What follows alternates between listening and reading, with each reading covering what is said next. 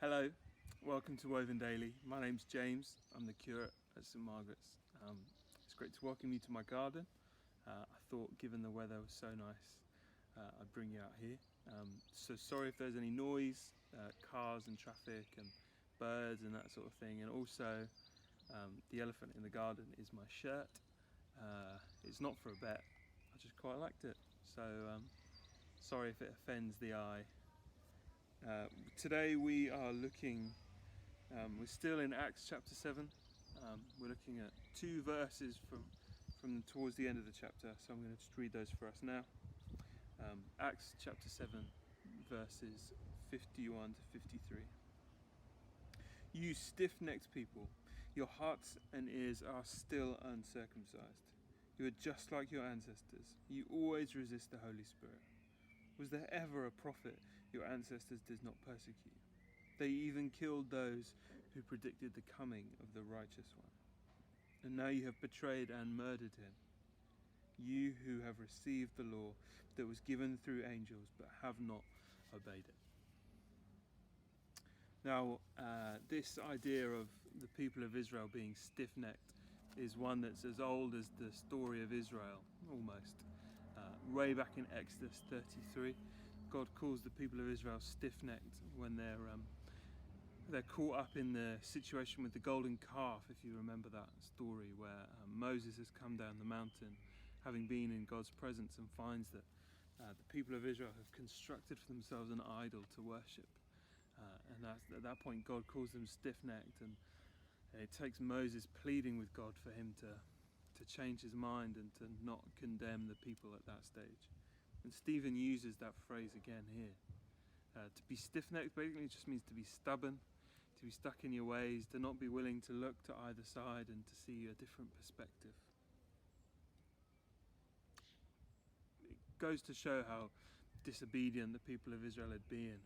And we see that throughout the Old Testament. They're constantly coming back and forth and getting into all sorts of mess through not being obedient to what God has told them to do. And that's why Stephen says that the chief priest, the Sanhedrin, they're circumcised in the way that they ought to be, in the way that Abraham instructed them to be. But their ears and their hearts are uncircumcised. They're not turned towards God. They're not ready to receive what God's saying to them.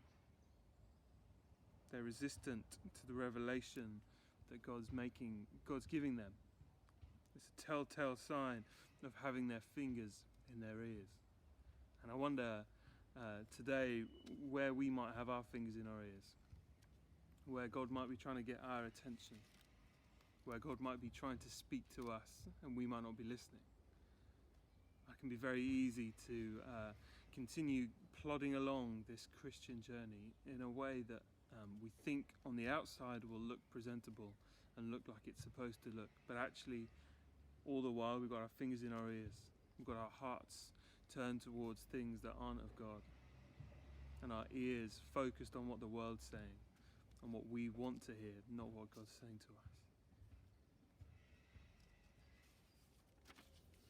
Stephen points out in the next verse, that the lineage of prophets who tried to challenge Israel's worshipping God in the way that they wanted to worship him, not in the way that he asked them to worship him. And those prophets were persecuted and killed. And now these Sanhedrin, Stephen's accusing them, challenging them for following the ancestors that had gone before them, not just resisting God's promises, not just resisting what God was saying to them, God's plan, but resisting, betraying, and even killing the righteous one, Jesus, the one who God had sent to be the fulfillment for those plans and promises, the one whom God had sent to be the one who enacted the plans for the people of God. And that's a really tough challenge, and as we'll hear tomorrow, they didn't like it very much. But I wonder for us today, what is it that we might be ignoring that God's saying to us?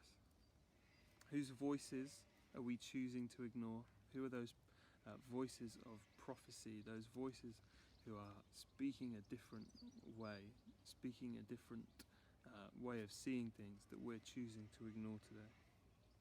What is it that we face as a prophetic challenge from God for us in this time? The past 2 Sundays, Peter and Richard's talks have been full of challenge and I believe ones that have a prophetic edge to them, a prophetic edge of what could be if we were to unify ourselves and to walk in the way of Jesus, filled with his power and his presence.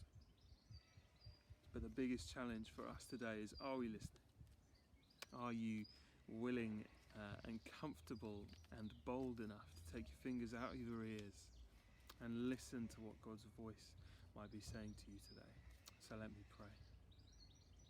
And God, I want to start by saying I'm sorry for the times when I put my fingers in my ears, the times when I choose to listen to other things, to other people, to listen to my own heart before choosing to listen to you, God, choosing to pay attention to the things you're putting on my heart.